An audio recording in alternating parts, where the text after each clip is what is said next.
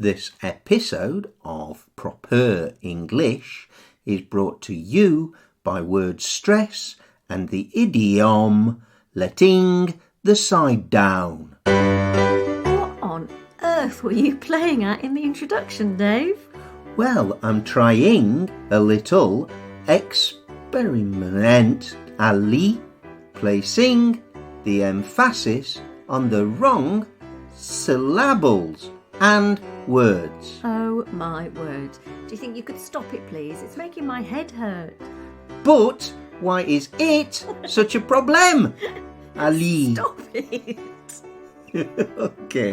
Okay. You can blame Carla from Sao Paulo for this. I will. Because if you remember, last week, Carla asked for an episode about intonation and stress. Well, it's put me under stress so far, I can tell you. You know it's a different kind of stress, don't you? Of course. I was making a little joke. Very little. What we're talking about in this episode is called word stress or lexical stress. It's the stress you place on particular syllables. I guess we should define syllables while we're at it.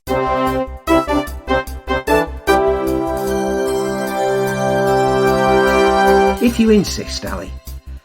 A syllable is a part of spoken language, a single unit of speech, a combination of vowels and consonants to make a single unit in a word.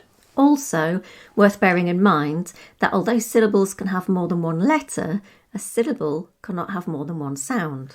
Some words can have just one syllable. Cat, mouse, dog, horse, for instance.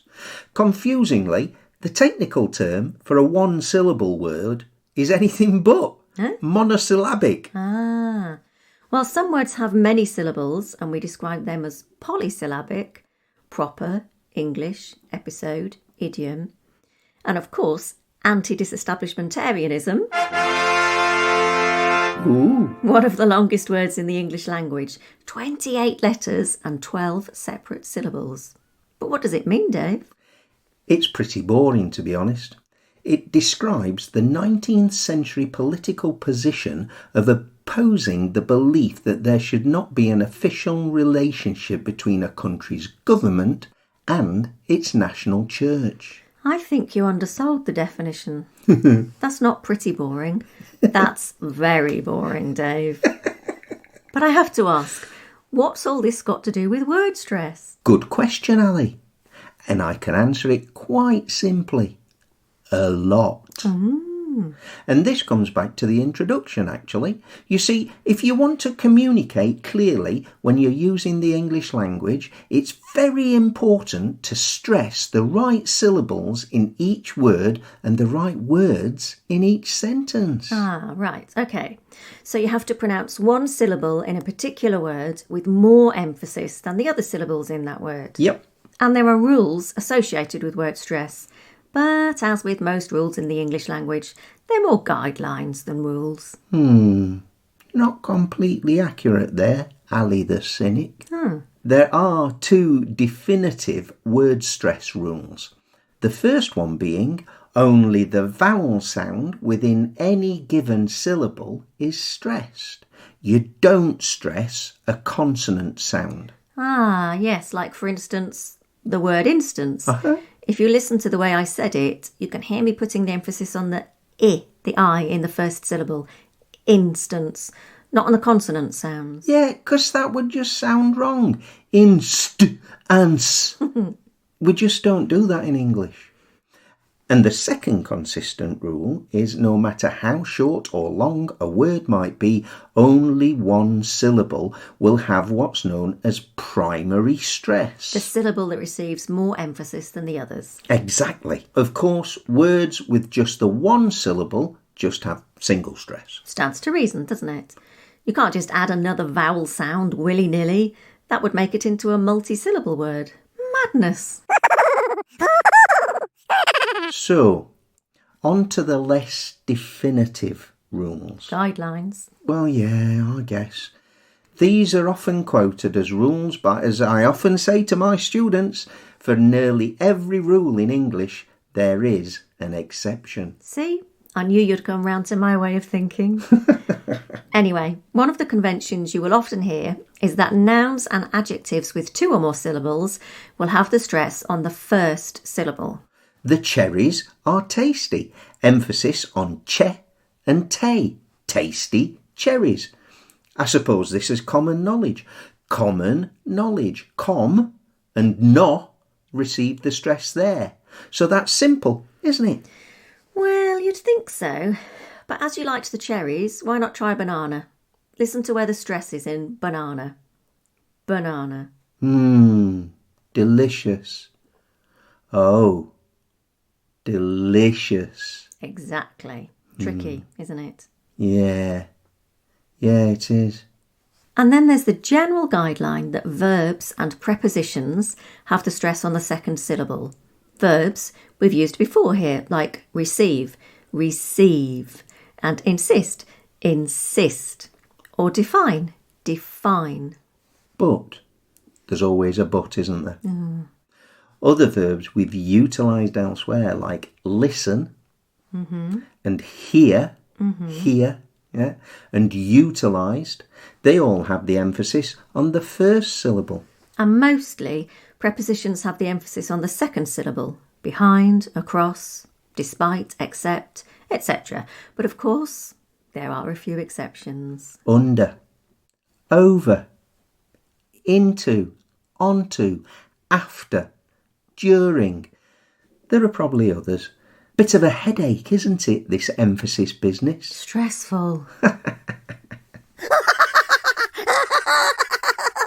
Now, there are some words that, depending on which syllable you stress, can function as either a noun or a verb. Now, you can contest this, for instance. Meaning you can disagree or dispute this. But it's not a contest. Meaning a competition or a game. That's great. Are there more? Of course there are. It's a favourite subject of mine. But I don't want to subject you to too many, because it might be a little confusing after a while. Awesome. Oh, I know one. Before we do technical episodes like this, we have to do quite a lot of research. But that's okay, because we both enjoy researching this kind of thing. Perfect.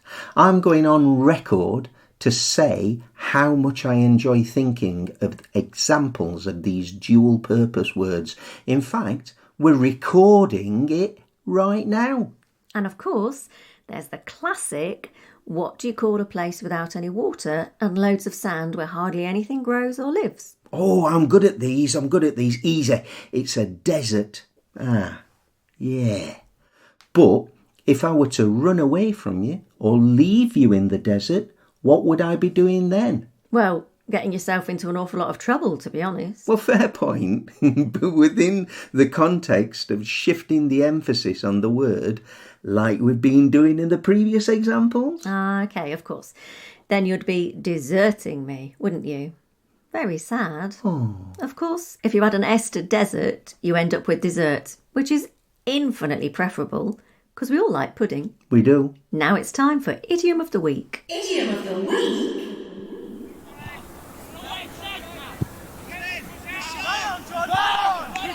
So, you're 13 years old and it's football in the games lesson this week. And you're always the last one to be picked, so you end up in goal as usual, because it's the safest place for you, because the rest of the team are always near to the other team's penalty area. And somehow, even though you let 2 goals in, the teams end up drawing even, 2 goals each. And the teacher, doubling up as the referee, blows the whistle to signal the end of the game and shouts something that's guaranteed to chill the blood of every terrible schoolboy goalkeeper.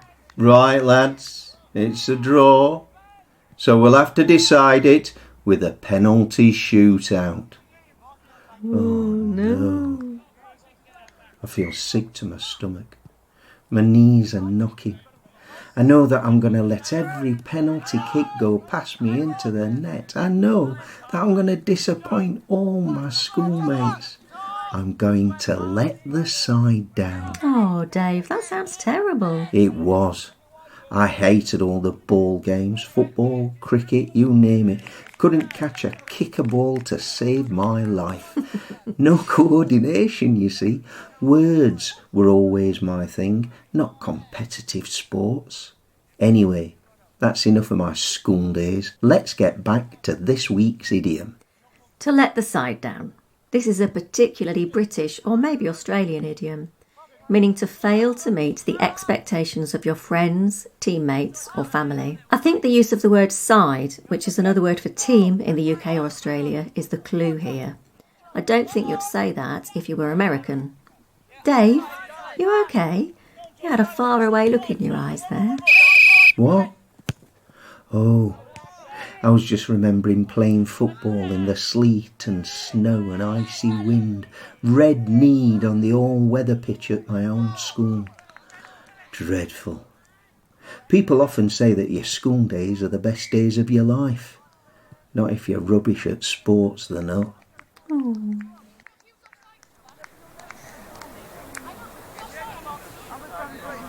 And here we are at the rather wistful end of another episode of Proper English. As always, we hope you've enjoyed listening in on our conversation. We really do. Why not recommend us to a friend? Or a colleague. Or a nephew. Or a great aunt. Or even an average uncle. Seriously, it makes us so happy when we get new subscribers. We also love getting feedback. Tell you what, if you think of any words that can be used as nouns or verbs, depending on the emphasis, why not let us know? Oh, good idea. And we also want to know what you'd like us to do better, or if there's something you think we need to discuss in a future episode. But how, Ali? How? Well, our email address is properenglish, all one word, @sapo.pt. Or you can go to Instagram or Twitter or Facebook if you have them. So, until next time, it's goodbye from me. And it's goodbye from me too. And thank you for listening to Proper English.